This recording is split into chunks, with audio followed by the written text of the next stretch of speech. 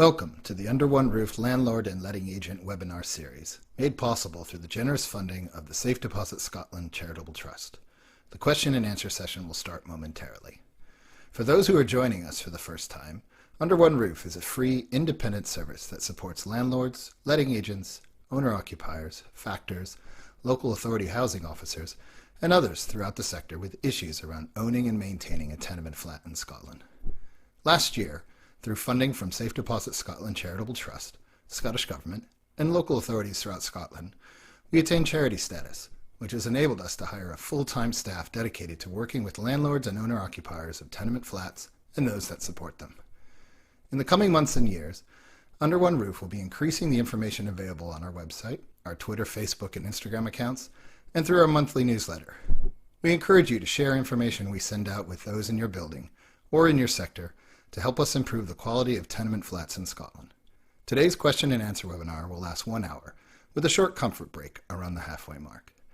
We encourage you to post your questions and comments into the chat box at the bottom of your screen. When asking a question, please provide your first name and a brief description of the issue you'd like to raise.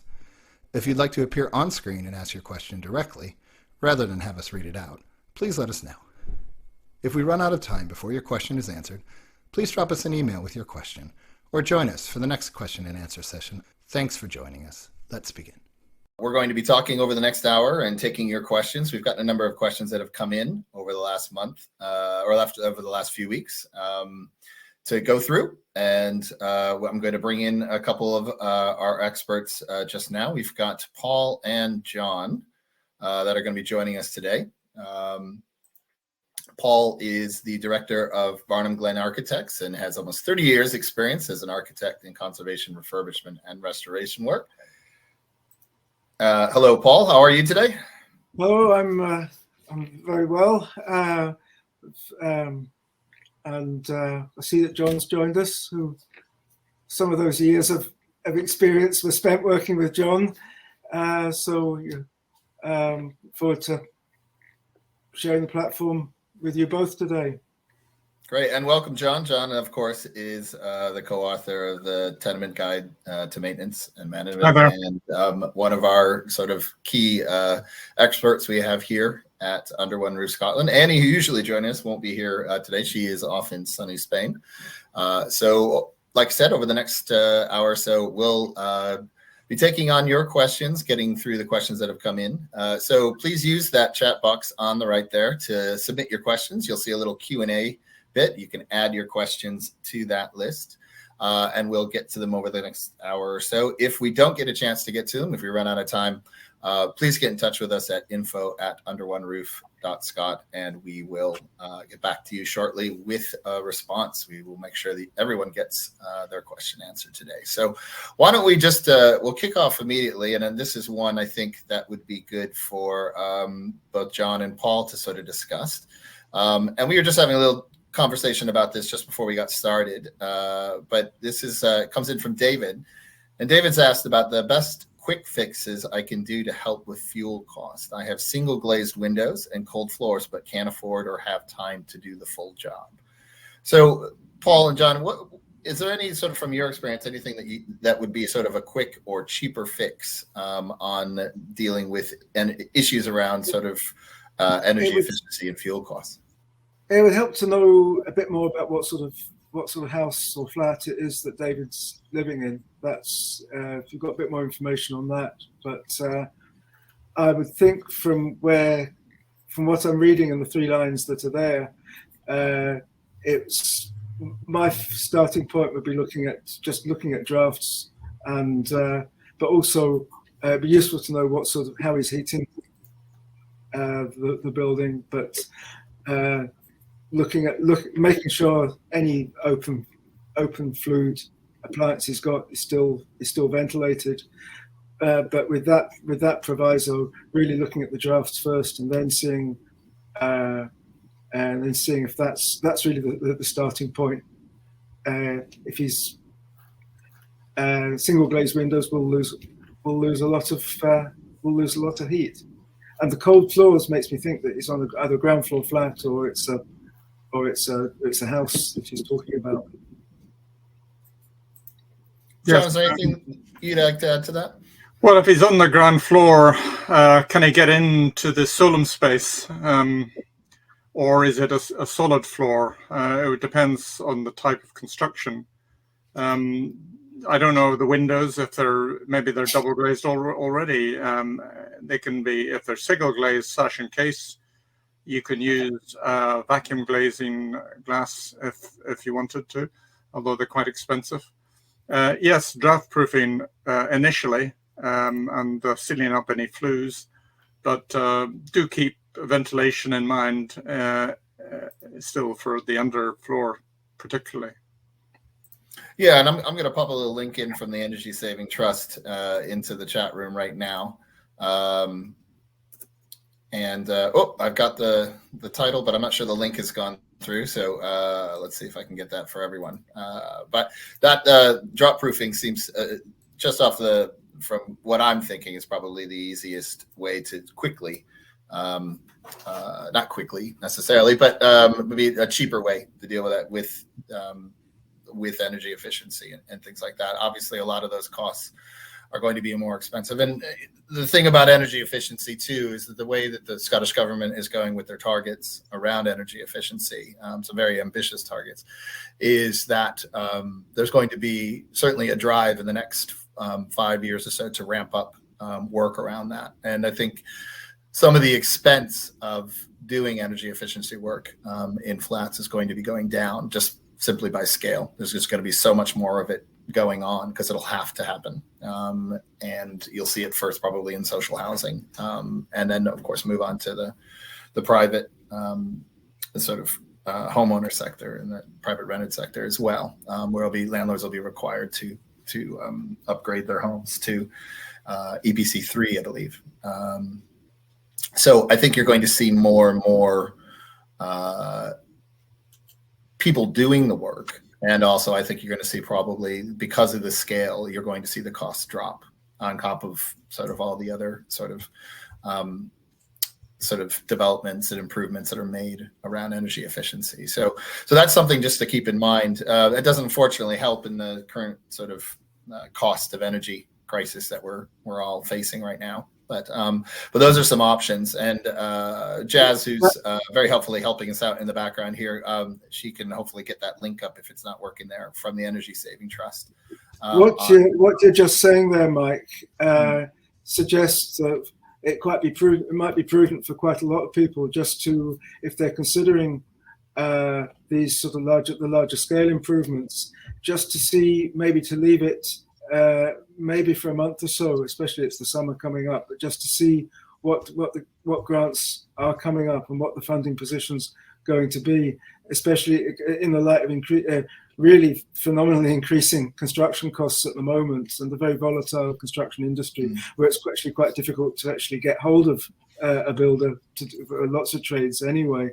There might be no option to wait for a while, but at least it's maybe time to actually plan repairs now. And you maybe think, if you're thinking about putting together a scheme of repairs for a one-off house or for shared with other owners, now might be the time to actually start getting together with the owners, seeing what other people, what's affordable across the building, and what people are going to come to an agreement on. And similarly, Jean has asked a question actually that's sort of relevant to this. And she said, grants are available for installation and windows for certain categories of owners. How should landlords and agents act toward net zero? Does Under One Roof give advice on the windows and insulation they recommend? We don't do that. We don't often, we offer information and not recommendations for certain sort of companies. However, John and Paul, you probably could comment a little bit on sort of what, as far as sort of what we're looking for as a general idea around improving energy efficiency, what you can do with windows, what you can do with insulation, and also the not only the drawbacks, but the things they need to watch out for, because of certainly putting insulation in sort of in places where there's different building construction can cause more problems in the end. So maybe the two of you could chat a little bit about that, about the sort of what things to be looking for and as far as sort of opportunities, but also what to watch out for in the potential for actually doing more harm than good. Well, I mean, I think the windows, it's not just the windows, but it's the seal around the windows. I mean, obviously the seal is the mastic outside, but also inside. That should be sealed. I think if you're replacing the windows, what the plastic window installers often take out the old sashes and put in the new plastic windows into the old cases. And that's not a good idea because it just reduces the amount of daylight you're getting in through the window. You can upgrade, if you're not upgrading the glass to double glazing in a sash and case, you can use something like, I don't want to advertise, the gecko glazing, which is sort of adheres to the existing pane inside. Obviously, you can use secondary glazing as well. But actually, the external envelope isn't quite so bad as people often think in terms of insulating. So I think the winners are obviously the loft if you're on the top floor, or the floor if you're on the ground floor, and draft proofing. You know, there's much to do in terms of the efficiency of heating systems. I mean, I know we're being asked to turn to heat pumps. However, if you can't afford that, even getting a more efficient boiler might help a lot. Yeah. Paul, do you want to add anything to that? Yeah, I agree with everything John's just said there. In terms of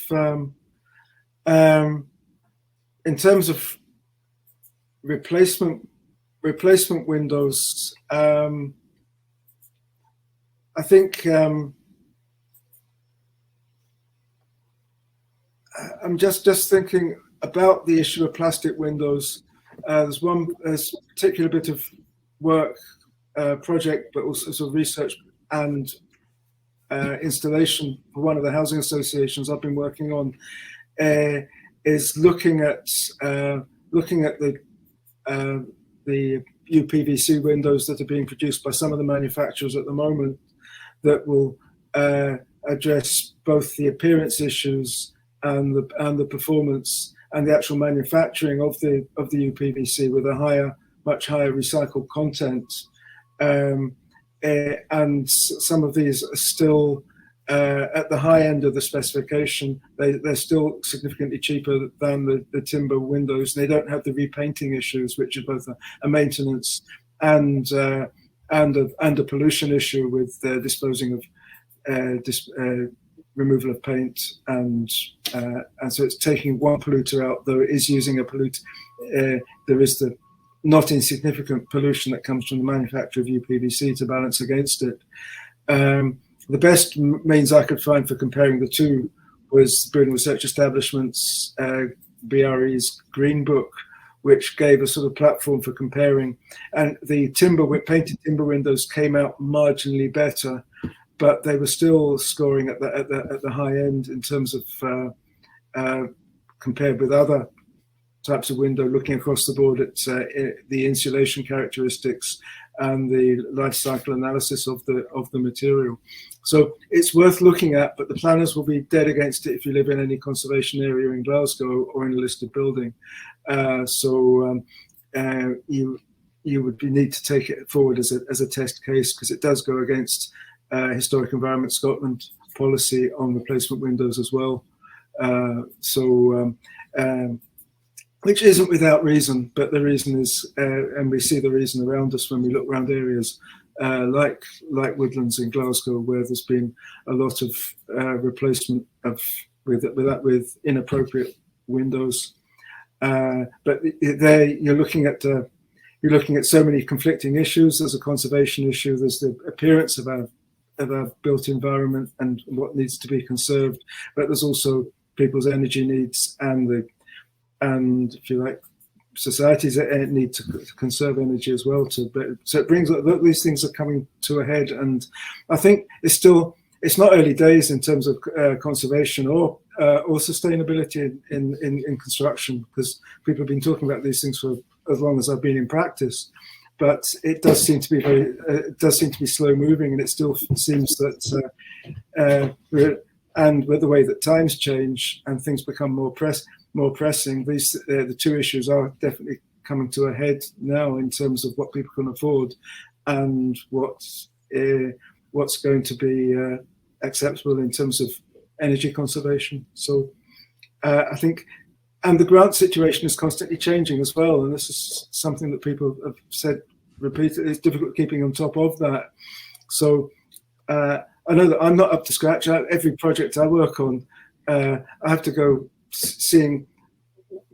check the information to see what's available, because people ask me, well, what grants can I get for this? And I have to go scurrying around, and it isn't easy. If it's not easy for a building professional to find out to give that pretty important advice to a client, then I think that's something that's worth bearing in mind as well, because for private owner, there are private repair grants, which are very difficult to come by, but then with the energy saving ones, which all have different timescales, and when the pot of money is used up, it isn't always replenished.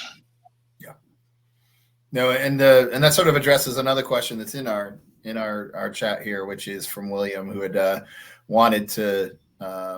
wants PVC windows, but it's been controversial in their building because people are too concerned. He says it's too concerned with all the costs going up that I'm missing out on massive savings just to keep a bit of daylight. Other methods that seem expensive or unpractical. That's he's read that it's controversial. It may be because he may be in a conservation area. It may be in a listed building. It may be, again, it's finding the right product that is going to be suitable, and it may be that certainly if you go to the cheapest manufacturers, they probably won't be suitable. And another issue of times that you've seen, the thing that John's seen as well, of PVC windows built into existing timber sash boxes. Of course, by doing that, you're often sealing in often rotted timber, which is creating an environment for rot to spread in the building. So it's bad practice on so many levels to do that. I don't know if it's still going on, but it used to go on with the window replacements. I suspect it still goes on. Can I say something about plastic windows? Yeah, John. They're really difficult to maintain. You say that they don't need painting. Well, yes, okay. But after maybe 15 years, if the handle breaks down or becomes defective, you probably won't get a replacement handle. And you have to maybe skip the whole window. So, unlike a timber window, which you can repair. Yeah. So there's a big difference there. That's a good point. That's a very good point. No, thanks everybody for that. We're certainly going to be doing a lot more stuff on energy efficiency. We're adding, in the process of revamping our website here at Under One Roof, and we're adding an entire section on retrofit energy efficiency, just specifically on this issue, just because, tenement owners in the next 15 years are going to be mandated to make changes, almost every single one of them, in older buildings, certainly, and newer buildings probably as well. So there's going to be a lot of things coming down from the Scottish government, that targets that need to be hit, and potentially penalties for not doing so. So it's a combination of the things that we're going to be talking about is what's available, and trying to get as many of those resources out to people, information out to people about what is available, and where they can get the best, sort of information and independent information on those things. But also talking about what is possible, what grants are available to be doing, to be putting on these repairs and retrofit repairs as well.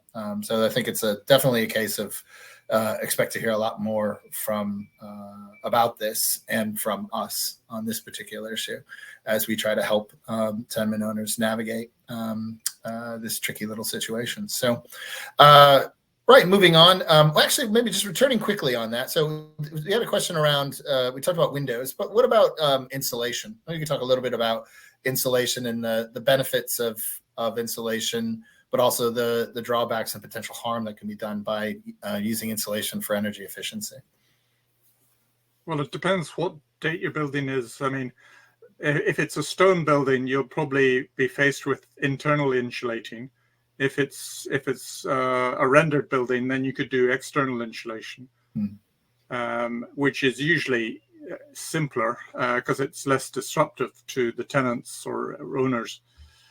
However, if it's internal insulation, different methods have been experimented with,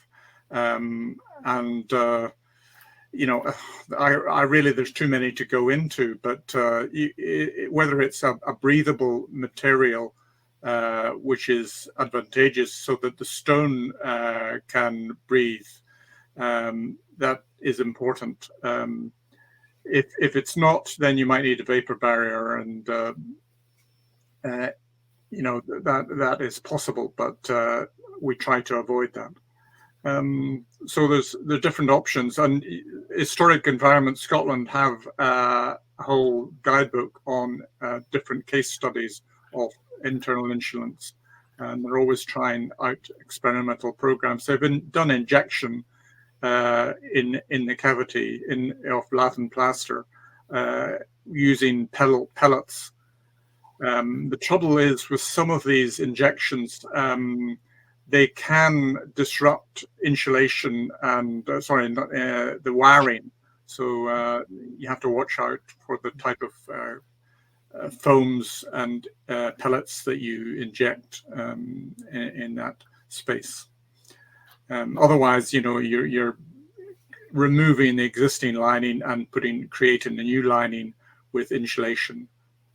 The other thing there, I'm not sure this thing is, John, you're saying with the pellets, whether that's in a retrofit to a tenement that's been previously repaired, so you're putting it behind plasterboard linings, or whether it's the original lath and plaster. I think they've done it underneath the original lath and plaster. Right.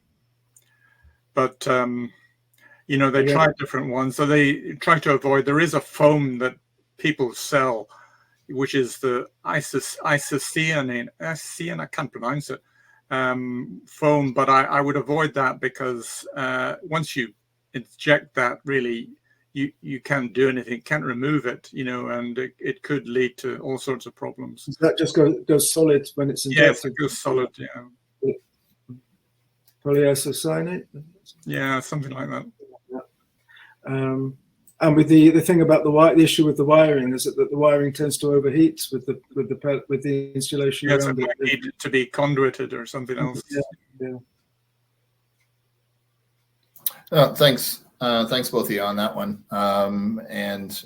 Again, with a lot of this information, we've got more on our website on particularly the question of it goes into a little bit more detail on insulation. Certainly areas that John has contributed to, and Paul, I believe, probably as well, on a lot of these sort of different issues. But we are going to be adding significantly more content to our website to give people more of an idea of what the potential sort of benefits and drawbacks are. But it is so important to know what kind of building we're talking about. Right. So moving on to a different question. We've got a question from Florence. If this is a question asking if you are able to provide a definition on what is included in the fabric of the building. I have a flat in a block, and there is a question over whether the front doors to the block, there are 4 front doors to the block, should be a shared cost of replacement. Maybe before we get into the sort of the shared cost issue, maybe just briefly talk about what do we mean by the fabric of the building? We talk about fabric of the building and fabric first. What do we mean by that? I think we're talking about what's a common repair, basically, or a common item. There's common items and mutual items and individual items. So a common item might be the closed door, yes, okay. But an individual door to a flat wouldn't be common. So there's different, and sometimes the deeds of condition will describe what is common or not. And John, can you just briefly just actually touch on like just the actual phrase fabric of the building? What does that actually mean? Well, it's basically the structure of the building, which are the outer walls and the inner floor plate and the roof, and anything that makes up the fabric of the building, really. So anything that's structural. So, I mean, the outer walls are obviously structural, but the inner walls are also structural. And the joists and floor joists, they're structural. So everything that's load bearing is in a way part of the fabric of the building. But, just if people use it very loosely as a term and they talk about the fabric as it's the outer skin, like the roof and the floor and the roof and the walls. But they don't take into account all the other things like the foundations or the solum or the common areas, even the stairs, which are common. All of these are really part of the fabric of the building. That's probably where the confusion arises quite often, that you come across with people about the windows and the private doors. That sometimes people are surprised that these are individual responsibilities of each flat, rather than being part of, when it comes to doing common repairs. But because this sense that they are part of the envelope of the building, and they're part of what keeps it wind and watertight, but they are, as John says, they're not really part of that structural fabric. They're, if you like, the secondary element to go into sort of the way that you think in terms of specification of a building, in terms of that hierarchy. So that was all I was adding there. Well, and it just before we move on to the actual specific question, it does actually tie back directly to what we were just talking about too, is that oftentimes we talk about energy efficiency and what needs to be done about the state of disrepair in Scotland is that it would take a fabric first approach. And I mean, part of that is simply down to the fact that you can put all the insulation in that you want, but if the insulation's getting wet because there's a leaky roof, then it's, it's sort of not helping certainly with energy efficiency and the insulation that you've put in. So one of the things that's often talked about is taking a fabric first approach, particularly with older buildings, is that you need to have these buildings in a good state of repair before you're really looking at making them energy efficient, because if they're in a poor state of repair and the building's coming down to a certain extent, you need that fabric to be solid to keep the energy efficiency benefits that you would have by putting in all those extra sort of things. And secondly, on that issue too, is that when we talk about doing retrofit work, energy efficiency work on a tenement flat, it's often cheaper to do both at the same time. So if you're looking at doing in the grand scheme of things. So, I mean, if you're taking a look at doing energy efficiency work, doing that as part of a general sort of fixing of things like the roof, for example, if there's issues around that, you're going to find it cheaper to do both of those things at the same time than doing them individually. And when you're talking about a fabric first approach in those terms, you are including the windows, because that does come into that definition there. So yeah, and the insulation as well. I mean, it's all the passive elements of the building the things that can be put in place to help before you start thinking about this servicing the building and yeah. No, absolutely. Now, getting back to Florence's question. So she, just a reminder, she had asked whether or not the doors, the front doors, of which there are 4, and they are front doors, not flat doors, are shared costs of replacement. And this would seem to me to be it would be, to me, common repair. First of all, like everything, you should check your title deeds, right? Before anything, you do anything first, just check the title deeds of yourself and other people in the building just to clarify that there's nothing in there that specifies who's responsible for fixing the front door. There may be some anomaly in there that says that that some people are excluded from that. So that's the first thing you want to check. The second thing is would certainly be access to the building. So in other words, are all of the owners in the entire building liable for all 4 doors? Or would they only be liable for the front door that they can access themselves if they don't have access to the other 3 doors? It's fine. My interpretation of that was that it was the 4 doors were one for each of the 4 properties, and it was I was picturing one of a 4 in a block type of building, ex-council stock. I may be wrong, but that's what I had in my mind's eye from that brief description. In which case, each of those front doors would belong to each of the 4 separate flats within that. So each would be an individual responsibility. Like you see in the 4 in the block type flats which have been sold, all the front doors will probably be quite different because people have gone and bought their own front doors, usually for improving the security.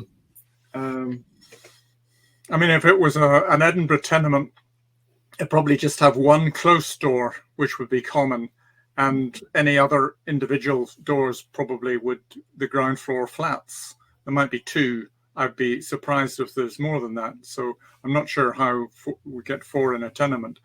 And the other thing is that it's the steps leading up to the shared entrance door in a tenement that would be common.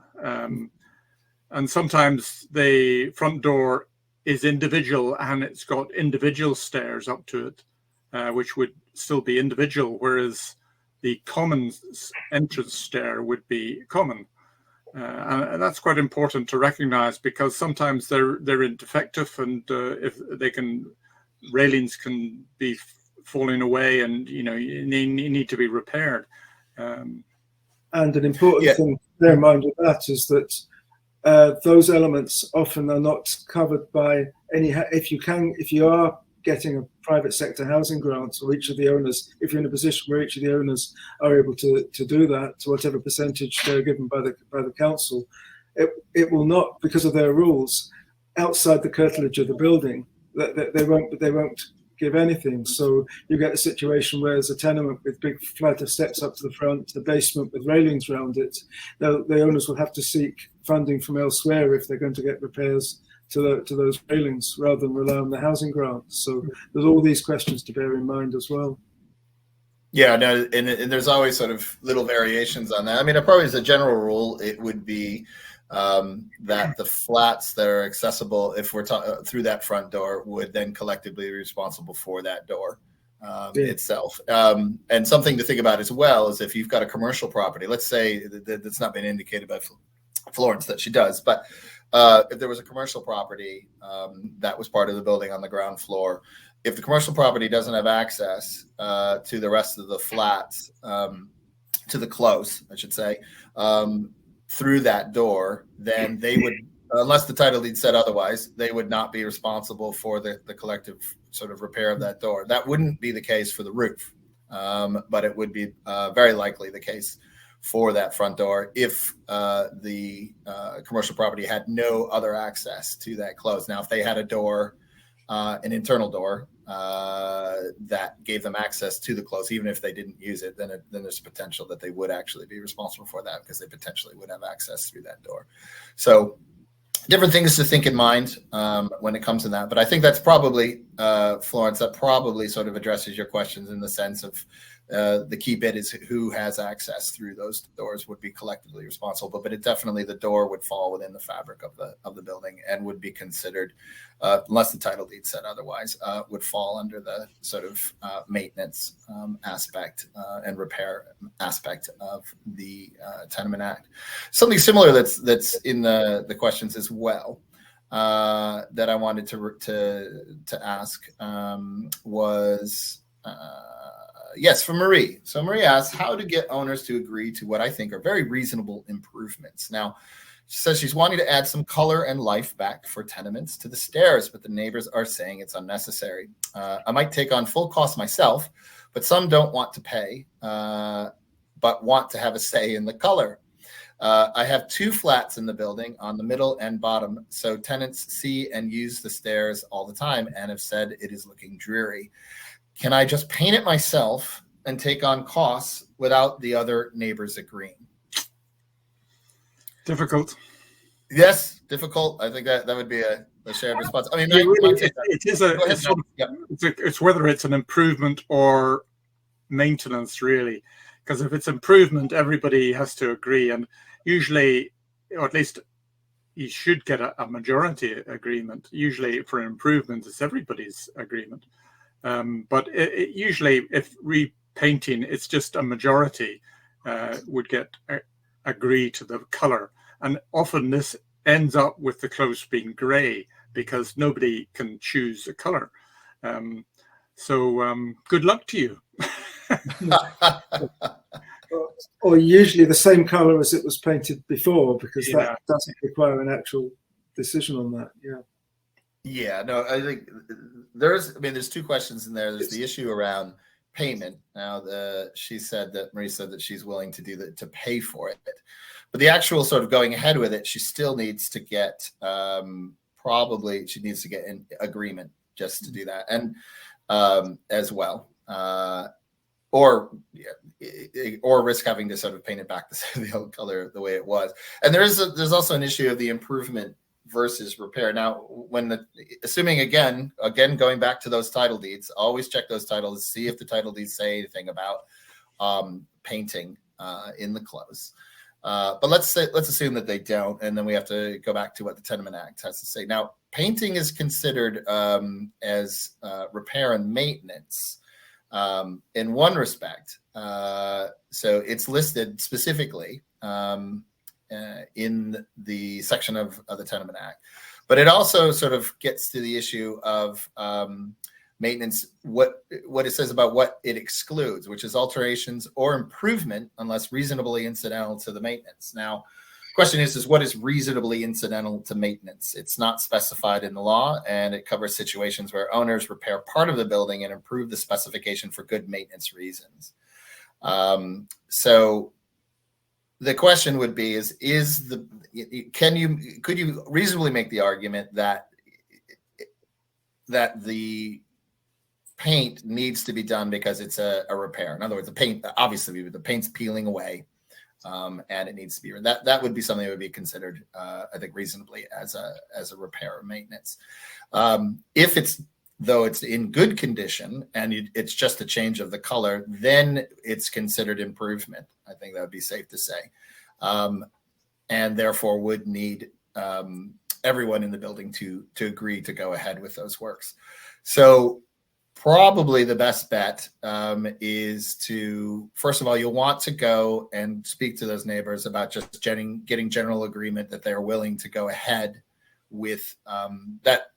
They're okay with you going ahead with doing the painting bit of it and paying for it yourself, as unfortunate as that is. If they agree to do that, and that'd be something you'd want to make sure that you'd got some sort of record of. It doesn't need to be in traditionally in writing, but some, if you're texting everybody and everybody sort of says it's okay, and you can take a screenshot of that in case anybody sort of flags it up at a later time. You then want to probably then go back to the issue of the color, and hopefully figure out a way of negotiating with your neighbors on that, because it's one of those things too where you probably want everybody. You generally want to be getting along with everybody in your close, right, and everybody in the stair. So, as difficult as it may be to have people wanting to contribute to suggest on the color without actually paying for it, and certainly that'd be something I'm sure you would point out. The unfairness of that. It's probably something where you want to see if there's some, maybe see if there's some options of different colors that you'd be happy with, and then let them pick amongst those options. I know one way I've got 2 twin 8-year-olds, and one way I try to avoid conflict is let one of them pick 3 movies, and then the other one can pick amongst those 3 which one they want to watch. And maybe that's an option. So you pick the 3 colors, and all 3 of which you'd be happy with, and then hopefully if they go along and pick one of those 3, and if you can go at it from that perspective, and that might be a way to do it. So why don't we take a short comfort break? We've kind of go over by about 10 minutes or so. We have this will be an opportunity just to stretch your legs and get a cup of tea, do anything else you need to do for about 5 minutes or so. In that time, we have a video that we recorded with Andrew Steve. And Andrew sits on our board. He is a professor of law at Edinburgh University. We had a webinar a couple of weeks ago that was discussing issues around the Tenements Act, but also sort of the legal issues that fall outside of the Tenements Act. And particularly, we've pulled out one section of it. It's a fascinating discussion that we had with some good questions that came in. I'd encourage you to go back and take a look at it. Jazz will put a link into the webinar chat about it, but and it's a really interesting conversation about legal issues that would come up but don't fall within the Tenements Act. So I'd encourage you to go back and take a look at that. In the section we're going to show, this is on the right to light. So have a look at that. We'll be back in about 5 minutes and we'll continue taking your questions. Maybe you could talk a little bit about sort of the non-statute law and how that, and we can get a little bit about how that sort of then interplays with some of the issues that tenement owners face. The second main category of law is generally known as common law, but for our purposes, common law means non-statute law. This is where it's really necessary to go and seek out the counsel of a solicitor. And there are costs, of course, that go along with that, but there's also some assurance that you're getting that the kind of information that you've just been talking about. There's somebody that can draw upon these writers and what has been said and what courts have determined and in the past to give you an indication of how they would likely rule on the particular issue that an owner of a flat is bringing forward. Is that right? It's like going to a doctor. You could diagnose yourself using Wikipedia, but I think it's much better to go to a doctor. And the same ways one can now, compared with before the internet, which was pretty much impossible, you would have to go to the city library.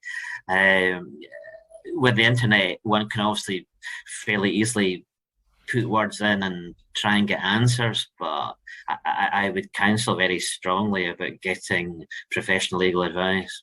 Mm-hmm. Well, let's talk about a few of those issues that are on the fringes. So one of them, maybe talk a little bit about one I thought was fascinating that we were, the two of us were talking about a little bit earlier, was the right to light. So what is or is not the right to light in Scots law? The right to light is something which has a provision on it in the Tenements Act, which I think was based on the law before. There's a limited right of light in the Tenements Act, in Section 9 of the Tenements Act, which says that flat owners are not allowed to do anything which interferes with the natural light of the building.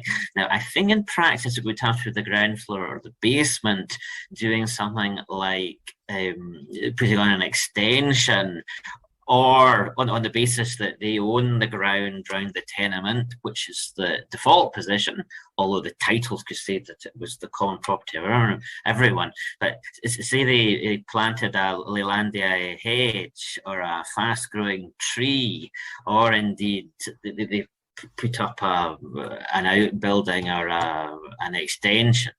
If that was to stop light reaching other parts of the building, such as maybe the first floor flat, that is not allowed. I'm not actually aware of any case law on this, or even before the Act, but in terms of the sort of general law here, before the Act, it's probably referred to under the subject of common interest, that there's a common interest amongst the owners of the building, and that common interest doctrine also applied and applies to the flats, in the sense that the upper flats have to shelter the lower flats, and the lower flats have to support the upper flats, and that's also in Section 9 of the Act. So it's part of something called a common interest doctrine, which has now been put into statute in Section 9 of the Act. So there is a very limited statutory right to light in Section 9 of the Act, but is there anything wider than that? And the answer is basically no. There does not seem to be a general right to light in Scots law. So you cannot simply say to your neighbour, I don't want you to put the extension up because it's going to interfere with my light. Now, depending how big the extension is, they will need planning permission. And of course, you can make an objection to their application for planning. You can do that. The other thing to mention is that there may be something in the titles. So there may be something in the title deeds for the neighbouring property saying you cannot build, or you cannot build above a certain height, or you cannot alter these sorts of provisions. So what I would say is, if your neighbour is about to put up something which will block your light or view, to order up their titles and have a look. That was Andrew Stephen, who's, like I said, sits on our board. Would really recommend you take a look at that if you'd like to hear more about that discussion and more about a variety of legal issues that we talked about over the course of that hour just a couple of weeks ago. Right, we've got another few questions I'd like to see if we can get through before the end here. So we've got one from, let's pull that up, from Gene. Gene's got a question about ventilation that I'm hoping Paul and John could take a stab at, which is, should all chimneys be fitted with gas-appropriate caps, even if an owner in a tenement does not use any heating at all or uses some electric heating? No. gas for a gas fire. No, I don't think so. If you've not got any heating in it, then a piece of, if you, for appearance sake, put back the chimney cap, but put a piece of slate underneath it, and leave somewhere for any rain that gets in to drain out. Vent it inside the room, just to so you haven't got an unvented void inside the building. And sometimes it can. I'm sure in the past, sometimes I've put on a vented cap onto the chimney pot, just where you're actually keeping with a plaster vent into where the fireplace was in the room. I'd always thought that was kind of good practice, just to keep so it keeps an airflow within that. Otherwise, but I don't really see if there's going to be a problem because there's so many voids in buildings. As long as it's not somewhere that gets damp and there's timber in it, and if it's a flue that shouldn't be. So I'm not convinced of the need to put a plaster vent in every time you seal up a fireplace, but I kind of have tended to do it anytime I've put it on a drawing, because it just, there's a reason. At least you are getting a ventilation through there, but of course it's possibly increasing the heat loss from that room. If we're thinking about more hermetically sealed buildings, but it maybe helps with the ventilation. So,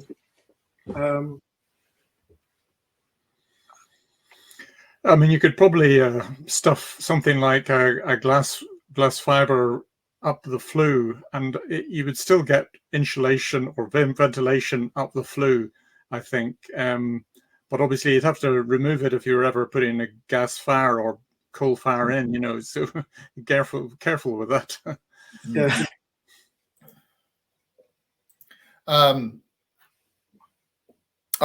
Jean has just added. Jean just added in the chat that the bridges between the chimney have collapsed. Oh, yeah.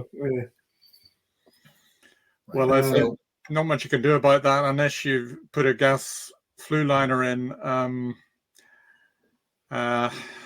and even that might be difficult, because if it's collapsed, it might be difficult to get it down there. So I can usually realize when my downstairs neighbour's latest attempt to stop smoking has failed, and I think collapsed flues are the reason for that. So collapsed bridges between flues. So I think that is actually a reason for bricking up redundant fireplaces, because you're probably helping maintain the fire separation between flats in an old building if you brick them up completely.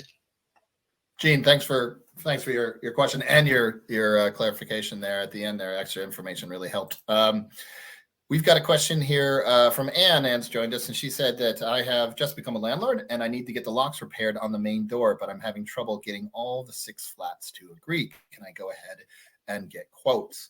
This is a fairly standard tenement management sort of question. So now getting the locks repaired, obviously that's very straightforward. That would be repair. And again, first thing you do, check the title deeds. Check the title deeds. Don't have anything specific about sort of security of the door. But let's just say the title deeds don't, and we're going back to the Tenement Act, which would indicate that getting locks repaired on the main door of the building would be certainly a repair. And therefore, you don't need all 6 of the flats to agree. You just need a majority of the flats to agree. And if the majority of the flats do agree, then you can go ahead with the repair and then make sure that each one of those flats are charged for that. Now, there is a number, if you've just become a landlord, this may be your first sort of experience with those kind of issues around tenement management. There is a significant amount of information on our website specifically, and that Jazz will pop up here in a second in the chat room. That deals with how to deal with that, from the issue around contacting the other owners and documenting what's been agreed.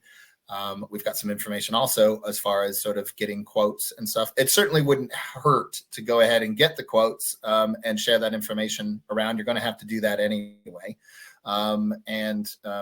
As part of asking people to agree. So I think to the repair. So what you want to do probably is go ahead and get the quotes, share that information around the other owners. Again, if you get a majority, then you can go ahead with the repair. There's always the question, though, is if someone can't or unwilling to pay for those repairs. And we have, again, won't go into too much detail on that, just to make sure we get through the rest of it. But we have a lot of information on what you can do if owners don't pay up their share of that repair. So I think we can probably move on from that one quickly. But thanks very much, Anne, for that question. That's a very sort of common sort of issue that we deal with here at Under One Roof, is sort of the issue of common repairs. How do you go about talking to people? Who is responsible for paying the shares of those costs? And we have, like I said, we've got a lot of information on our website specifically tailored to asking these very sort of important questions that come up. And because they're so common, we've got a lot of detail on that. So we'll direct you over to that if you've got further questions. And if anyone has any further questions, of course, please drop us an email at info@underoneroof.scot. We're more than happy to get back to you with anything that we don't cover today, or anything specific that you've heard from today that you want a little bit of clarification on. Got a question we got 2 Roberts that have questions in the main sort of chat here. One is from, we'll take the second Robert first. So my flat is the only one in my 1901 tenement, and possibly the entire block, that still has the original internal layout. That is, it's a 1-bedroom flat, not a pseudo 2-bed, i.e. kitchen converted to a 2nd bedroom with a knock-through kitchen squidged in between the former parlor, press, and the kitchen and bed recess. Is it possible for me to unilaterally add a burden to my title deed to forbid any such internal layout conversion in perpetuity? I appreciate that I am hobbling the potential resale value on my immediate estate when I pop my clogs, but I would rather leave a legacy of an untouched Edwardian house's layout for posterity, i.e. something I appreciate very much myself. Guessing, though, that even if it's legally possible, it would be unenforceable. So who would enforce it? Because who would enforce it? Get it listed. What's that, John? Get it listed. Yes. Well, we Paul and I were having this conversation before we started, and that would be one of the suggestions. Paul, you had suggested as well, is to take a look at whether or not you could get that flat or that building listed. Yeah, I mean, probably it's quite unique. Probably. Yeah, nearer to being so. that's the other thing I thought was it might not have been so unusual maybe 30 years ago, but now for it to have survived Yes. in its untouched state. I was thinking of the example of the tenement house, and if he is talking about leaving it as a legacy, the ultimate would be to actually, if it is such a gem, to leave it, to actually make a provision in his will. But I don't know if it's thinking through that far in terms of legacy, but to a conservation trust, in like the case of the tenement house, which was, I think, bequeathed to the National Trust for Scotland. But he can ask him if he can let me know where he is, and I'll come and photograph it. Absolutely. Well, it does get to, and it does get to the question too about and it was sort of talking about what you can do as far as title deeds. I think, and if you wanted to, let's just say that Robert did want to change the title deed in such a way that to say that the building, the layout should remain the same. It's possible to do that, having taken a look at it, that you could go to the lands register, because you're not actually changing anything that would affect the rest of the people in the building. There's probably a decent chance that they would approve a change to the title deeds. It will cost you, definitely something you want to speak to a solicitor about as well. The downside, of course, is that you, once you have shuffled off this mortar coil, the person that is in ownership of the property could, of course, go back to the land registry and change it again themselves to allow for alterations, as long, again, as it doesn't affect the rest of the people in the stair. If it did, that becomes a separate question. So that's an issue within the lands registry. Would take a look at that and have a more significant review. Would involve certainly the rest of the people in the building and seeing how that would affect that. But let's assuming it had no effect on that, it's possible to do that. That it's it's not something that you, as you said, who would enforce it after I'm gone? There is nothing that would prevent that. If, however, as you take up John and Paul's suggestion, as far as listing it, that on the other hand would be enforceable. So that's something you could take a look at, Robert. And yes, I will. I'll pass you on John's details. And as I said, is he and our team and Jazz, I think, as well, love to take a look at that and put something that we could get up into our website or on our newsletter as well. I think we only have, let's see, I think we've had any other questions come in. We've got one last question. Well, while we're on it, actually, Gene has asked a question. What is the process for getting something listed? What would you do in that situation? Well, I think you write to Historic Environment Scotland. I mean, I think there is a process for it. I haven't done it, but yeah. The closest I've been involved was where there's a building which we were trying to get more leverage to repair, to get grant funding to repair it. That was B listed, and the project manager was trying really hard to get then Historic Scotland to actually to change the listing, and they were quite reluctant. They were looking for particular bits of evidence to improve the listing of that building from B to A. It didn't happen, and through other circumstances, the building fell into such repair that it's now been demolished anyway.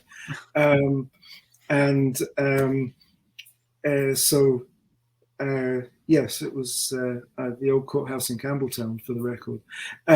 So it wasn't a tenement building, but it was. There is a resistance there, although Historic Environment Scotland are there to have this conservation and protection. I think there has to be a level of